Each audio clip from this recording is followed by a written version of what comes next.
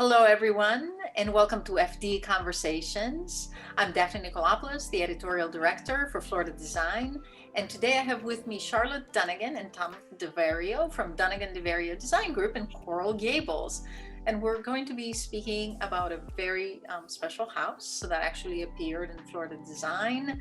We'll be sharing some of the photos and maybe getting a little bit deeper about the design of this, let's say, very unusual and extraordinary home. So welcome, Charlotte and Tom.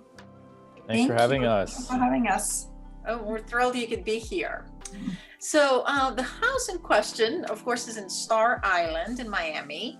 And as soon as I saw it, I just thought, wow, this is an unusual property, and I was very intrigued by it. Which some of the questions I'll be asking today have to do with some of the unusual aspects of it.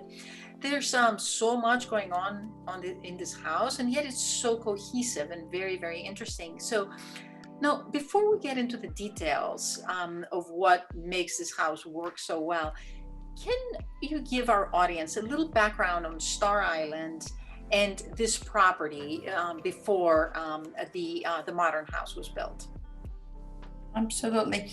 Well, Star Island has always been a very renowned location just by its name and its location. It's obviously a smaller island. It's actually a public island. Everybody can actually access it. But it is very renowned due to its location. There's only about, I would say, 30 lots on the island, and they're all very wide. With actually a very mix of architecture, very, very different style within the island. What is very interesting about this actual property is that it was actually part of the yacht club of Miami Beach for very long. And it was this true 1920 Mediterranean house on the tip of the island. And at some point in time, it got split. The property got split into two different properties, and that little guest house of that property, 22 Star Island, was kind of left on a very big open lot for many, many years. So when the owner decided to create this project, he was put in a position where he had the opportunity to either taking it down or to try to integrate it within the new project. It could have taken it down, even though it was a piece of architecture that was really documented and had its importance. But he actually chose to enhance it and to make it even that more special, and went through the crazy expense of actually relocating this property onto the other side of the lot in order to accommodate the larger home that's the newer house. So he really wanted to respect the significance and the history of this property. Being someone very known into the community of Miami, we thought it was very nice that he actually wanted to go through that and really enhance the culture of Miami Beach. So now, that house, was it the actual clubhouse for the Miami Beach Yacht Club? Yes. It was. So And then after that, it actually got into like some sort of a little private club. It had a lot of different phases to it. I had actually the opportunity to visit it many times before it was even incorporated into the new project. And it was just such a fun house. You could tell that there were two main big bedroom on top with bathrooms, and the whole first floor was really done to have like big events. It had a little chef catering kitchen, but it was really mostly a big open space for entertainment. And the finishes are absolutely amazing, and we really tried to restore as much as we could to really, again, respect the architecture and all the design element of that house. Yeah, I mean, it was a huge process. I mean, we weren't involved too much with the moving of it, but you'll notice that on the site, the house was moved. It was actually picked up and moved across the property and rotated. So the back that was the front was turned to the back. The whole house was moved and rotated. So it was pretty interesting. I think they so wild. That's like a lot to go through to preserve a property. Yeah, they actually brought down a crew from, I think it was Massachusetts, because there's some islands, Nantucket and Martha's Vineyard, where they specialize in picking these homes up and relocating them because they're so old. So it was a whole process. You can actually YouTube it and find the video. It's really cool to watch. But like Charlotte was saying, the contractor and the whole team, we really tried to maintain the look of the historic house. And, they recast all the moldings and a lot of the balustrades outside and all of the architecturally significant details. If it was damaged, they recreated it. So they really brought the house back to how it originally was, which was really cool. And obviously with the super modern new house, it creates this really interesting contrast between the old and the new, and it was very cool. Yeah, so the house was from the 1920s, I gather, the Mediterranean house. Absolutely. Yep. Right. And then of course the owners wanted something, very edgy and modern, which creates this amazing tension. So tell me how you integrated these seemingly opposite styles to create a seamless statement on one property. So it's interesting because if you see in some of the pictures, the two houses are actually extremely close from one another. So it's visually very impactful. I don't know that we actually try to seem to make them look one like the other. They're so different, and yet somehow it works beautifully because the landscaping really had played an enormous role in this process to really kind of tie the story together. There's a little walkway that's in between the house that leads you to the pool, that creates this very special moment where you are in between. On the left, this extremely modern structure that is wrapped with the wood, and yet you had the structure on the right, which is the 1920 house that has its column, is very the rustic wood. It's very magical. It's like I don't know how else to describe it. It's the picture don't even do justice. There's this moment where you are wondering where I am, what's going on here, and in that path, there's actually the entry of the guest house, which is the 1920, and there's a connection that we created within that very modern structure. We created a very large opening using the same window style than the older house to really create that moment of, okay, I am now transitioning through this modern architecture into this little quaint 1920 house. And it's very cool because when you're in the modern house, you see, obviously you have all the expansive modern glass, but when you're in that specific spot that Charlotte's talking about, you're in a wine room and a bar, and then you've got this sort of opening with this glazing with all of the different mullions, and you're looking through it directly into the old house, which has the same feeling. And we actually kept all the original lead and glass windows and metal windows, so they're all original on that house. So it was very cool because we kind of recreated that in this little section of the new house. That's awesome, and what a wonderful transition. So you brought up the landscaping. I thought that was very interesting. Chris Colley, I believe, did the landscaping, and the gardens are just on multiple levels. I mean, there are some that are elevated, and some that are almost like just sort of terraced through the property, and it seems to just kind of bring everything together visually. Would you say that that's one of the unifying elements of the property? Definitely. I think it's a huge part of the project because, we're lucky in Miami, we're able to have these lush gardens and tropical, there's so many plants, and it really creates a really unique feeling for these homes. And part of the architecture of the new house, one of the main aspects was to create these gardens all over the house. So actually the house the whole idea behind the modern house, which I thought was really cool that the architects had created, was they almost wanted the house to look like it came out of the ground. So when you're entering the front of the house, the house sort of ramps up, and it's actually a whole green roof that it starts at the ground level and it goes up to the second level, and it becomes all the terraces around the house. So when you're looking at the back of the house, you see this green that's sort of spilling over the balconies of the second floor. So it really ties the house into the landscape. And, you know, like Charlotte mentioned before, the landscaping really helps to mesh the two homes together, because you've got these gardens that sort of surround both of the homes. Even though they're totally different styles, this landscaping sort of surrounds both of them and creates this garden that just happens to have these two homes within it. So it's very unique.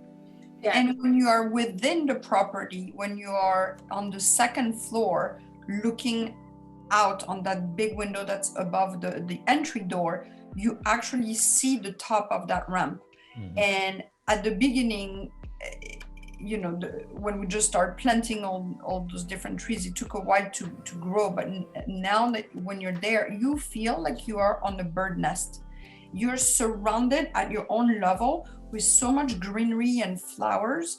I have to say, Domo did a fabulous job there, because it was a challenge. And when we first built it, we were all thinking, oh, that could be extraordinary, or it could be, you know, a little bit of not a mess, but like something so different that if not achieved properly, could have been a disaster, really. And it is magical, really. Yeah, and usually on a house that has a second floor, you feel a little disconnected from the gardens and the greenery. But here, it's so unique because you're on the second floor and you've got these green gardens that are right there. So you really feel like you're still part of the garden and the landscape. Exactly. So you're not just looking at treetops. Yeah, exactly. Or you've got your own sort of garden right outside, which I think is brilliant. They really work well. Charlotte, at one point in the article we published in Florida Design, you mentioned that the design is part minimalist and part naturalist. And I'm sure that had some reference to the gardens and so on, but I'm sure it also refers to materials. Could you unpack that statement for us? Well, what I think is important is that to understand is that the main house has enormous volume, which are obviously that very organic kind of a shape. The lot is a pie shape, so it kind of, the house grows as you get toward the water, and the lines are actually very simple. If before we started to apply all the different finishes with the stone, the aluminum that looks like wood for durability, like when we started to dress up the house, when you just looked at the shell, it was very, very minimal, very curvy, very massive, and it really took life when it got brought with these natural elements that, the stone, the wood, the flowers, the trees, and the house suddenly like blossomed. It came alive with that, and it really got reinforced and enhanced with the pool. The pool has this incredible shape. It's probably one of the most outstanding pool in, I would say, all Miami. First by its size, but by its way of integrating the architecture and following the curves. You feel like you're in a resort. Even though you're in a home, you feel like you could be projected in this incredible hotel, like little boutique hotel resort. You have all those incredible moments where you have the fire pit in the pool.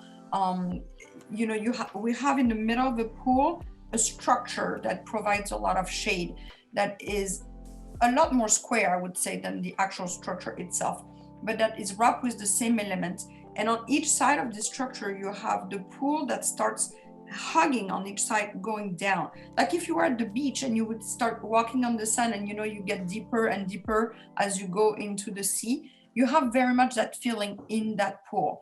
So it's very organic, very it embraces nature in every way possible.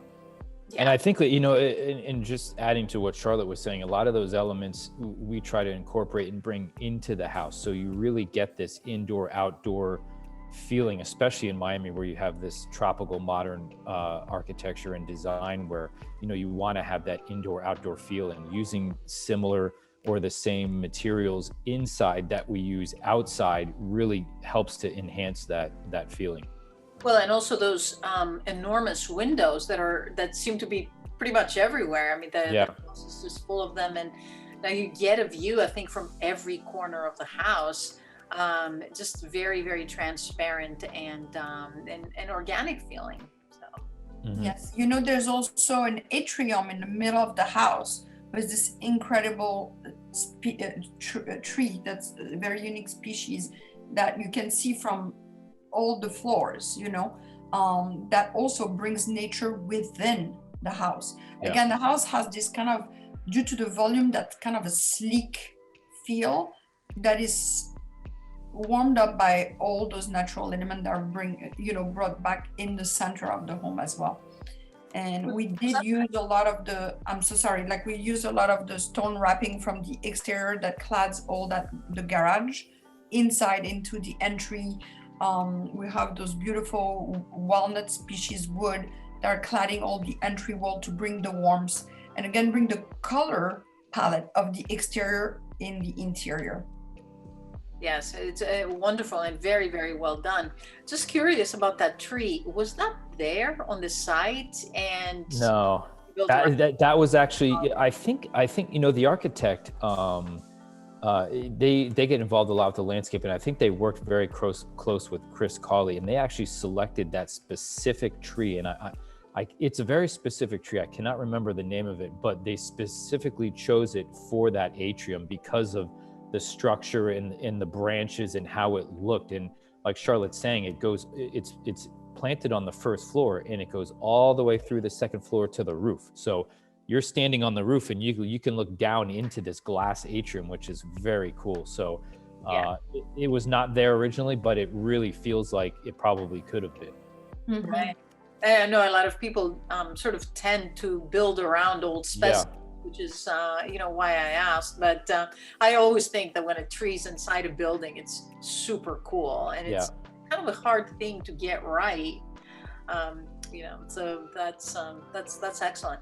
But also, I think the combination of materials is very clever inside and out. So much wood and metal and glass and concrete and all of these things, you know, to sort of create this dialogue. And you know, just in the way you've brought it all together, it's modern and yet it's really warm as well. And the other thing that kind of struck me about it was kind of the curvy linearity of the space, of the architecture, that sort of creates this sweep that, you know, perhaps the curves relate to the curves of the historic architecture, you know, with all the arches and the arcades and things such as that. Do you think that was kind of intentional in order to tie the two spaces together? I don't know if it was intentional.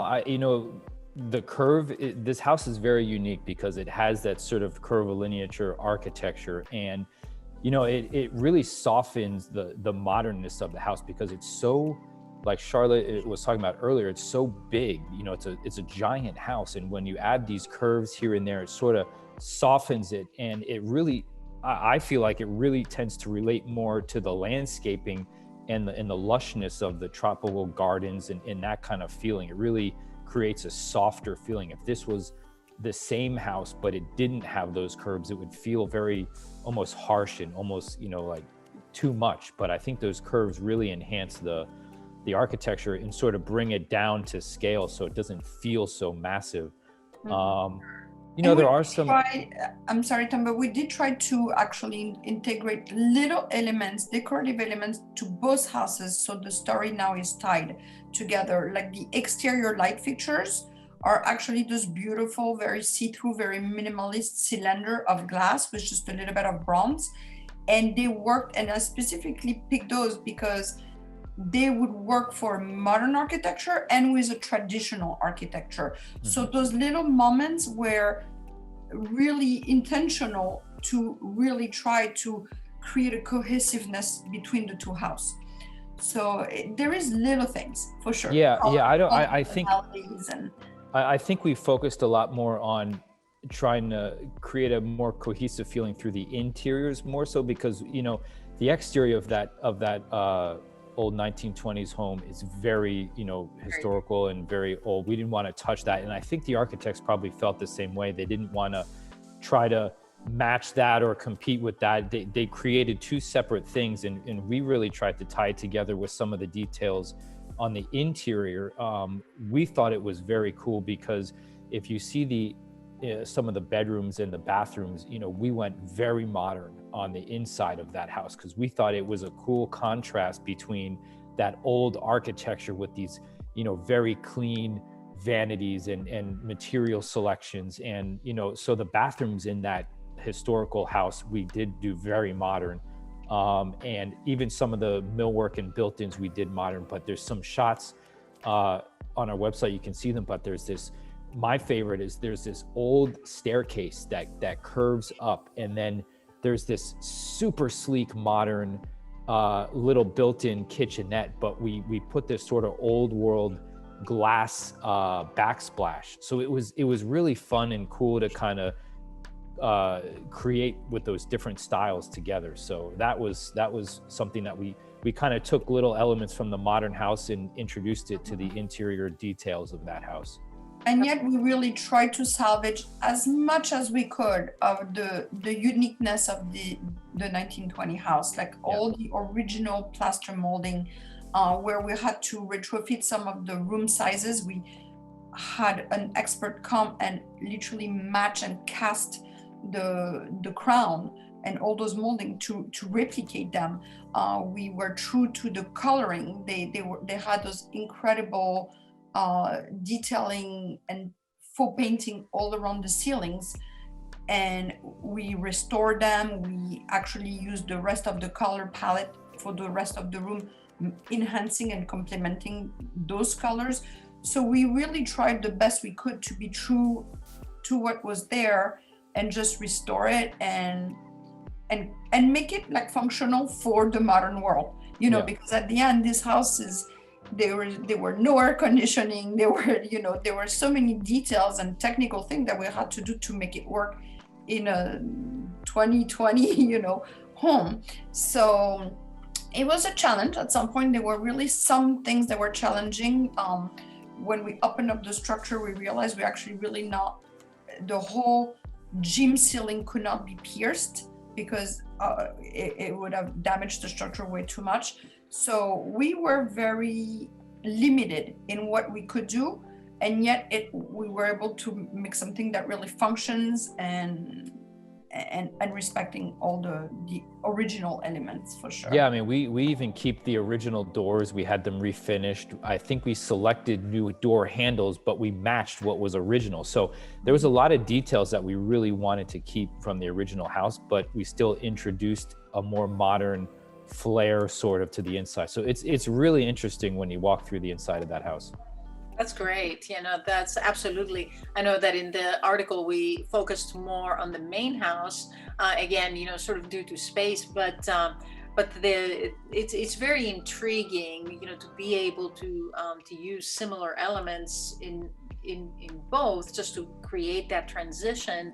But I also always love the tension between modern and this sort of classic 1920s architecture.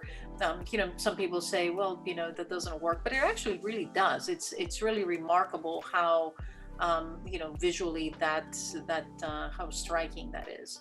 Yes, I have to say one of my absolute favorite shot is actually taken from one of the guest bathroom of the traditional house, and you are in this ultra modern, sleek bathroom, and you're looking at the balcony, and then you have the very dainty little railing detail and the columns and the rustic wood, and it really creates those incredible moments again. And I think it makes it so unique. That was an opportunity to do something very unique, because there's not that much time that we have you know, two very different architectural elements like this so close from one another and make them work together. Well, I think it's probably fair to say there's nothing like it on Star Island. Yes, that is for sure. Definitely a unique property. How do you think it fits into the entire sort of Star Island landscape, and what does it add to the design conversation of Miami? I mean, I think like Charlotte was saying earlier, there's Star Island is kind of a mix and match of different architecture types, which is kind of interesting and cool about the island, because not every house is the same. So there are very modern houses. There are very traditional Mediterranean homes. I think there's even some homes that look even more like they're from the Northeast. It's just a whole collection of different styles of architecture. So, I think the house and the property, because it's so unique with the old house and the new house, it kind of does fit in with the island. There isn't anything like it right now on the island. The architecture of that new house is very modern and interesting. So, that's something that you don't see anywhere else on the island right now. But I think it also gives a new edge to the island. I think it is probably the beginning of a new movement. There's been a ton of activity real estate wise on the island. Many of the larger lots that were, as of today, empty lots just got sold. So I think it kind of gives a green light for the new owners of those lots to really do something daring, something maybe new with a new idea, a new flair. So it's exciting to see what's going to come next, I think. But I think it definitely gave it the little push and the little edge, because they were nothing like that.